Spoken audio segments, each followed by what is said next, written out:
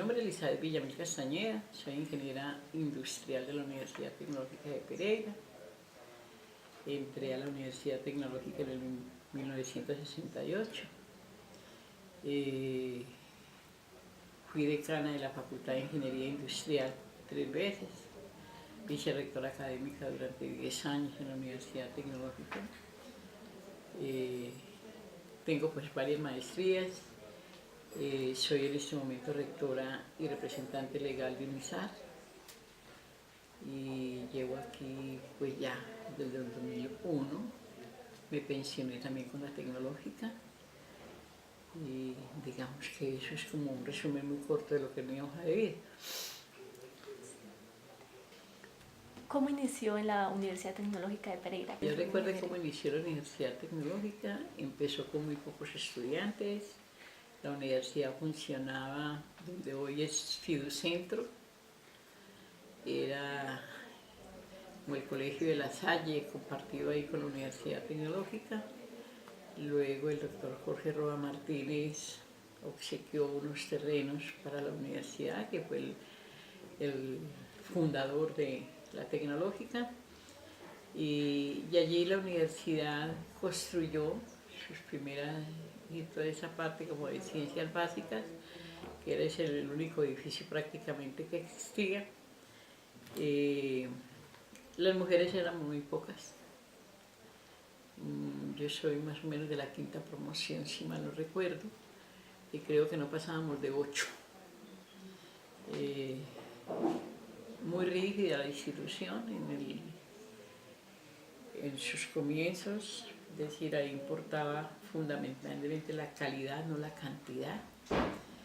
Empecé en ingeniería eléctrica, pero desafortunadamente hubo un decano que había jurado que mientras él fuera decano ya no salía ninguna mujer. Entonces eso me hizo tomar la determinación de pasar a ingeniería industrial. Los básicos para las ingenierías eran iguales, no había diferencia, uno decidía prácticamente en el quinto semestre. Y yo, a pesar de amar mucho la física, vi pues que me iba a ir a detener en mi desarrollo profesional si la persona seguía ahí al frente, yo iba para atrás o para afuera. Entonces me pasé a ingeniería industrial, cosa que no me pesa porque también adquirí realmente un compromiso y una responsabilidad grande con mi carrera.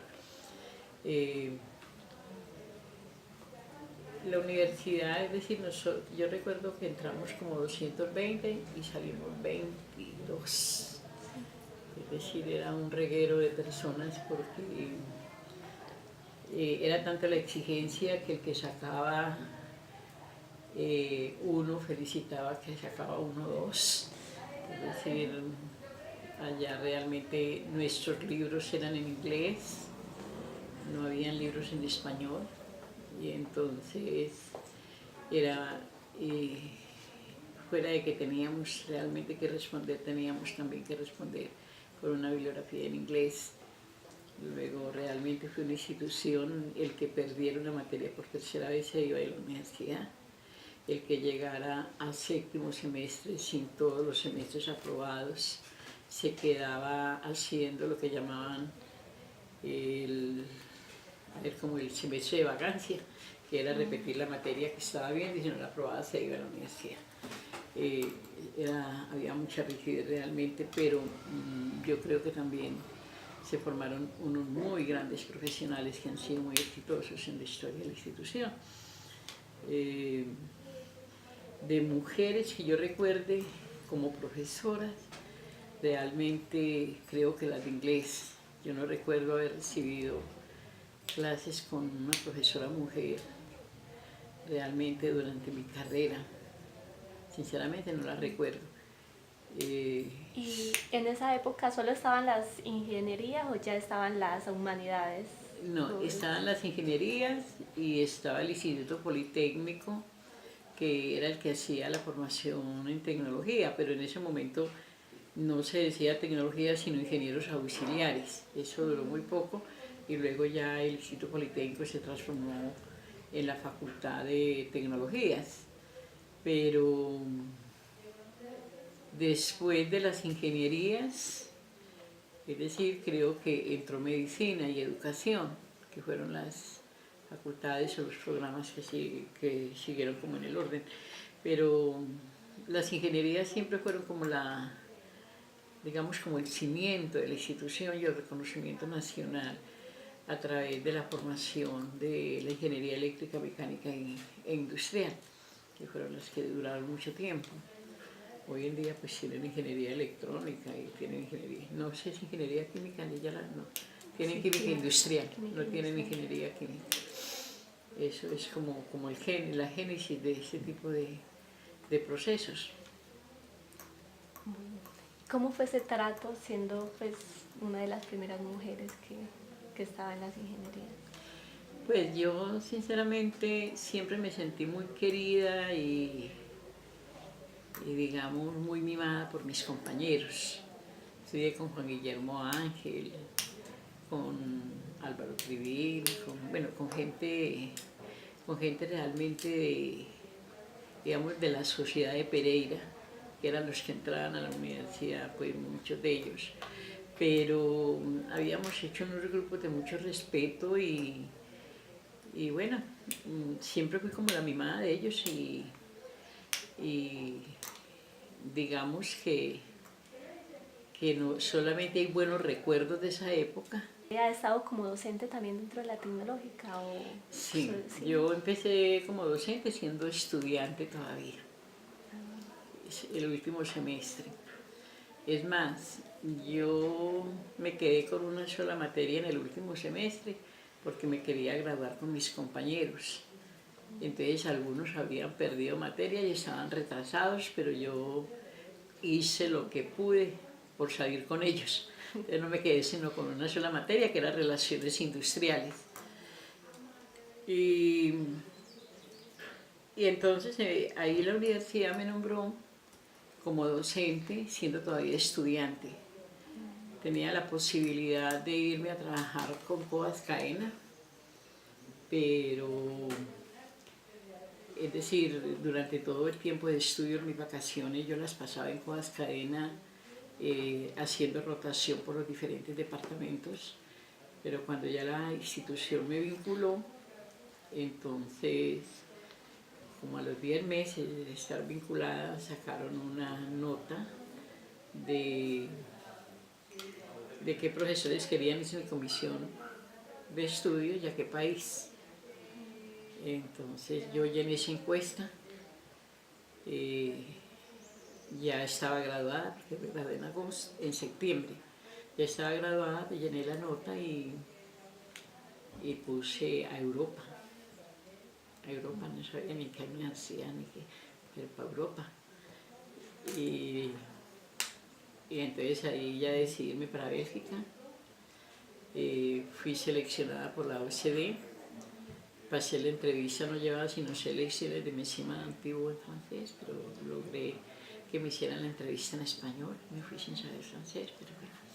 De todas maneras, logré estar en comisión, es decir, de salir a los 2 años de haber estado vinculada en la universidad, entonces me fui a hacer mi maestría a Bélgica.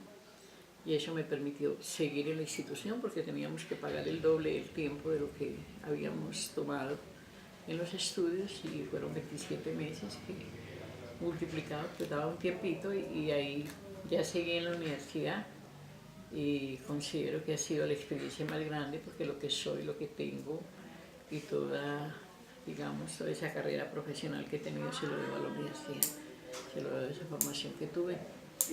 Y de alguna manera, siendo docente, también fui tenida en cuenta como decana de la Facultad de Ingeniería Industrial 3 veces y más tarde la vicerrectoría académica durante 10 años. O sea que digamos que nací y crecí en la tecnología. ¿Cuál es el cambio más visible que ha observado en la educación durante su trayectoria, pues en el ámbito educativo? Que dijera yo, es decir, de pronto a mí me preocupa un poco la ligereza con la cual estamos mirando la educación alejada de la ciencia básica fuerte. Es decir, nosotros queremos hacer un país que articule la docencia y la investigación. Es decir, que no sea una formación eminentemente napoleónica, sino una profesionalizante, sino una educación que tenga la visión investigativa.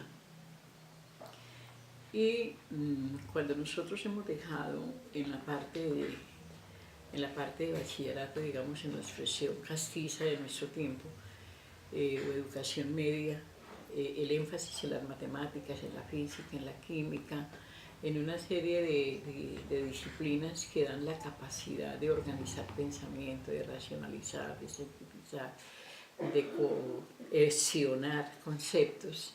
Entonces el muchacho, obra más es como por impulso, por cosas visuales, y cuando llegan a la universidad llegan realmente con unos precipicios horrorosos, que en lugar de que la gente ascienda, la gente baja, y hace que los profesores tengan que bajar al nivel de una formación mucho más débil que llega de la educación secundaria. Para nosotros, es decir, para nosotros fue realmente muy importante esa formación exigente que se nos hacía en ese tiempo y que nos desarrolló una capacidad muy pensante y nos dio la posibilidad de entrarnos a trabajar profundamente en investigación. Entonces, lo que yo digo es que si uno le va a exigir a la universidad que sea investigativa, que tenga un pensamiento científico, ese pensamiento científico no se forma solamente en la universidad, se forma desde la base. Entonces yo he visto que en los programas de formación la ciencia básica se ha debilitado mucho, desde abajo hasta en la propia universidad. Entonces ahí ese cambio en la educación sí creo que nosotros vamos es como fomentando las aplicaciones, es decir, lo que no se aplica directamente parece que no sirviera. Entonces es muy complicado. Cuando, por ejemplo, en las universidades orientales, en japonesas o chinas, usted tiene 2 años de formación de ciencia básica fuerte y después ya decide cuál es su carrera. Aquí nosotros no, nosotros queremos empezar a aplicar desde el primer semestre y que no nos hablen de teorías, que no nos hablen de conceptos. Entonces estamos llamados a permanecer en una dependencia absoluta del conocimiento. Entonces eso es lo que más me preocupa realmente.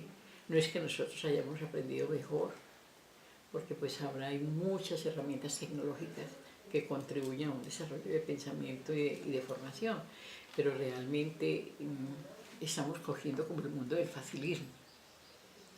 Entonces muchas veces es corta y pega, pero cuando usted entra a buscar la idea central y sus fundamentos, los estudiantes no la tienen.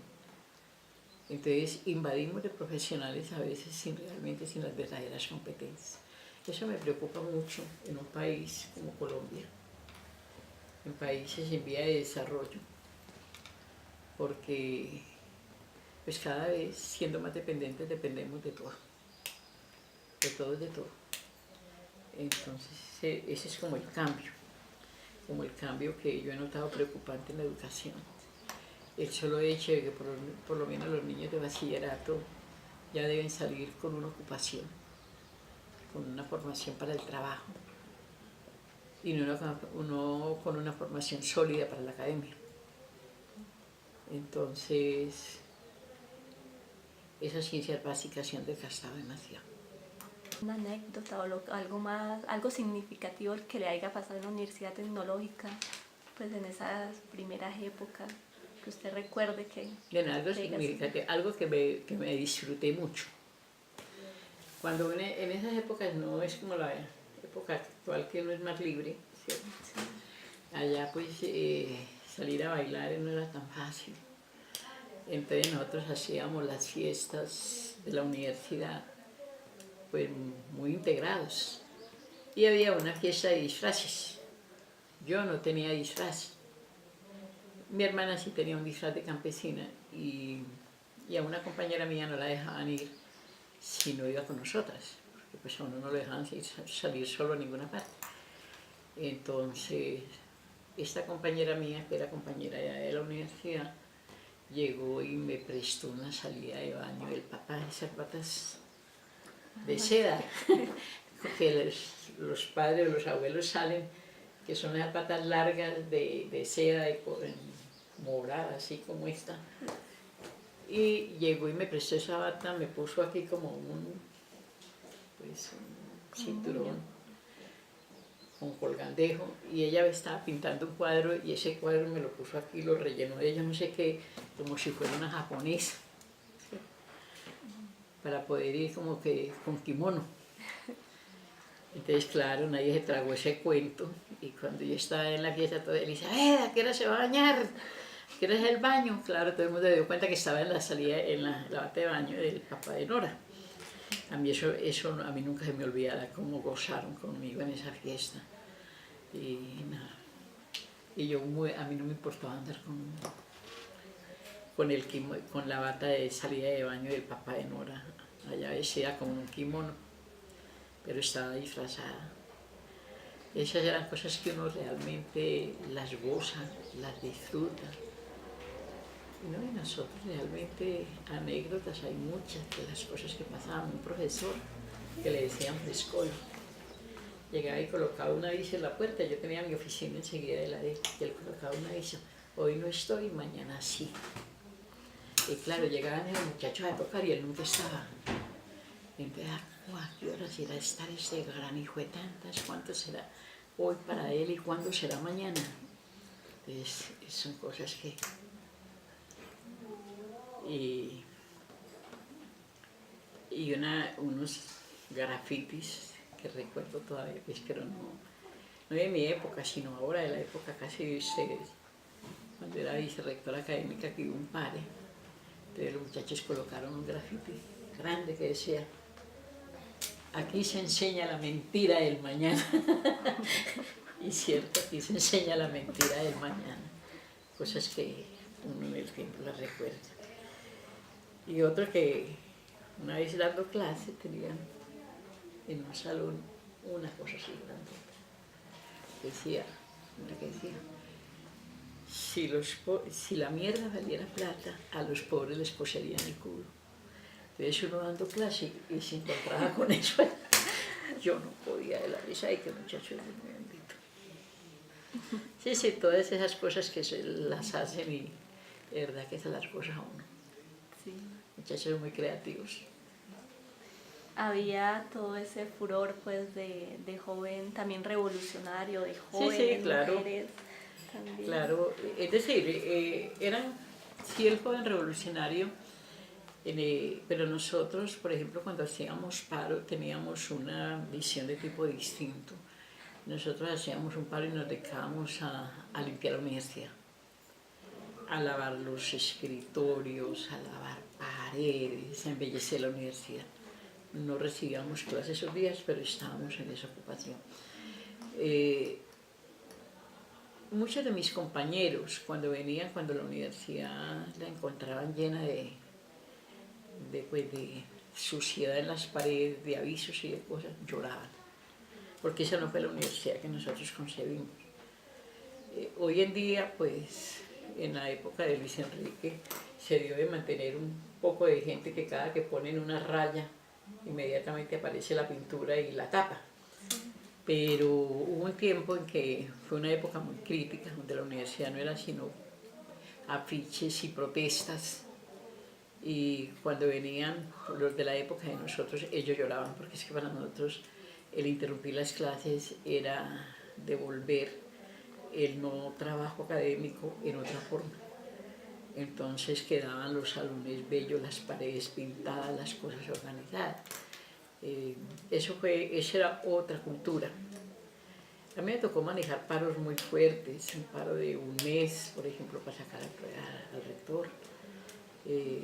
Bueno, toda esta lucha ideológica del MOIR, de la JUPA, de la llana, bueno, todas las que quieran, pero todas esas protestas dentro de unos contextos, líderes estudiantiles supremamente fuertes, pero bueno.